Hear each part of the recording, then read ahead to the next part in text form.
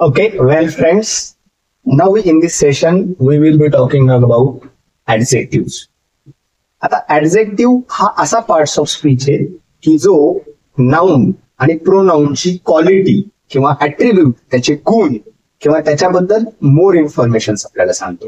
आता तो कशा पद्धतीने सांगतो हे आपण पाहूया. त्याच्यामध्ये ऍट्रिब्युटिव्ह ऍडजेक्टिव्ह म्हणजे काही ऍडजेक्टिव्ह नाउनच्या पूर्वी किंवा प्रोनाउनच्या पूर्वी युज केली जातात, त्यांना ऍट्रिब्युटिव्ह ऍडजेक्टिव्ह म्हटलं जातं. UP is the most populated state of India. तुम्ही बघू शकता हे पॉप्युलेटेड ऍडजेक्टिव्ह काय केलेले, स्टेट ऑफ इंडिया नाउनच्या पूर्वी युज केलेले. So keep in mind. Then we have predicative adjective. आता हे प्रेडिकेटिव्ह ऍडजेक्टिव्ह काय केलं जातं, जनरली वाक्याच्या शेवटी किंवा वाक्याच्या मध्ये युज केलं जातं. Example, Deepika is unusually tall, brave, humble. You can see it here. Now I already talked you about quality. Now there is quality, it means the comparison is there. So you can see comparisons of an adjectives. Adjectives comparisons.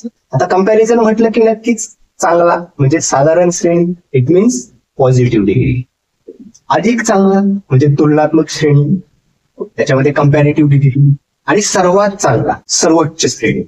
Same for वाईट, अधिक वाईट आणि सर्वात वाईट. या ऍडजेक्टिव्हचे या क्वालिटीचे changes म्हणजे पॉझिटिव्ह, कंपॅरेटिव्ह आणि सुपरेटिव्ह या 3 डिग्रीज मध्ये स्टडी करणं गरजेचं आहे. जेव्हा आपण डिग्री ऑफ कंपॅरिझन स्टडी करतो तेव्हा याची मदत होते आपल्याला. त्यामध्ये आपण बघू शकता ER आणि EST प्लेस केल्यानंतर, सफिक्सेस ऍड केल्यानंतर ऍडजेक्टिव्हचं चेंजेस होतं. कंपॅरेटिव्ह आणि सुपरलेटिव्ह म्हणजे कोणाचं, पॉझिटिव्ह डिग्रीचं मीन्स साधारण श्रेणीचं. Now here is the example for you. Cold, that will change colder and coldest. Then we have next example, that is we have E. जेव्हा तुमचं ऍडजेक्टिव्ह E ने एंड होतं त्यावेळेला डेफिनेटली ER आणि EST हे प्रत्यय हे सफिक्सेस प्लेस केले जातात. You can see large, larger and largest. Then we have next type, that is जेव्हा ऍडजेक्टिव्ह Y ने एंड होतं. व्हॉट विल डू, या केसमध्ये Y रिमूव्ह होतं आणि IER आणि IEST प्लेस केलं जातं. We can see dirty, dirtier, dirtiest. Then we have pretty, prettier and prettiest. Next trick आहे, काही ऍडजेक्टिव्ह स्ट्रेस्ड कॉन्सोनंट एंड होतात त्यावेळेला तोच कॉन्सोनंट डबल करून ER आणि EST प्रत्यय लावला जातो. You can see hot, hotter, hottest. Then we have thin, thinner and thinnest. Now we have word or adjective more than 2 syllables. So first of all, try to understand what does it mean. Syllable means what? It's the smallest meaningful unit. B, U, T, full. आता हा beautiful एक adjective आहे. याच्यामध्ये हे 4 smallest meaningful units आहेत आणि हे units जेव्हा या स्पेसिफिक 1 युनिटला सिलॅबल म्हटलं जातं.